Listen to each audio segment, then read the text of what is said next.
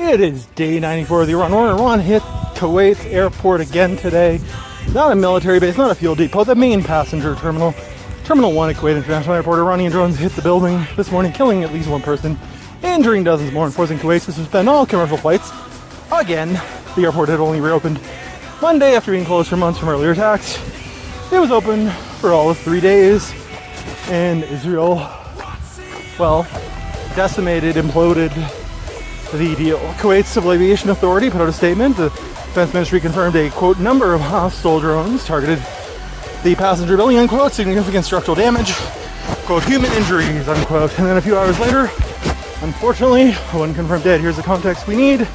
This wasn't random. Iran has been systematically targeting Kuwait International Airport since the first days of this war. There was a March attack, an April attack. Now this, because Israel is putting the United States in a position that it can't negotiate with. The logic from Tehran's perspective is that Kuwait hosts U.S. military logistics, specifically Camp Arif-Jan, which has been a staging point for coalition transport since the first Gulf War. So essentially, as far as Iran is concerned, and they're not wrong, the airport is a dual-use military asset and is legitimate to hit. Morally wrong, under international law, less so. Iran's Foreign Minister Araghchi put it in writing on X, quote, these are self-defense strikes on the U.S. and they're permitted to use to attack civilian shipping and violate the ceasefire. Grammatical error is his, not mine.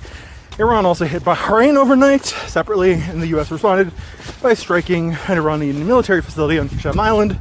So the exchange was basically this. Iran hits Kuwait and Bahrain, U.S. hits Qeshm, Iran cuts off communications with mediators.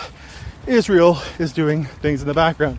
Let's read that again. The same day Iran hit a civilian airport in a country that is not a party to this war, although I guess it logistically supports it. Iran also stopped talking to the people trying to end this war.